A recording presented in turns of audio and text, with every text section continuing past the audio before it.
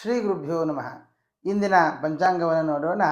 ಶ್ರೀ ಕ್ರೋಧಿನಾಮ ಸಂವತ್ಸರ, ಉತ್ತರಾಯಣ, ಶಿಶಿರ ಋತು, ಮಾಘ ಮಾಸ, ಕೃಷ್ಣ ಪಕ್ಷ, ಫೆಬ್ರವರಿ 22ನೇ ತಾರೀಕು ಶನಿವಾರ, ನವಮಿ ತಿಥಿ 6:42 ಜ್ಯೇಷ್ಠ ನಕ್ಷತ್ರ 19 1 ಹರ್ಷಣ ಯೋಗ 5:49 ಗರಜ ಕರ್ಣ 6:42 ರಾಹುಕಾಲ 9:37 11:05 ಪರ್ಯಂತ.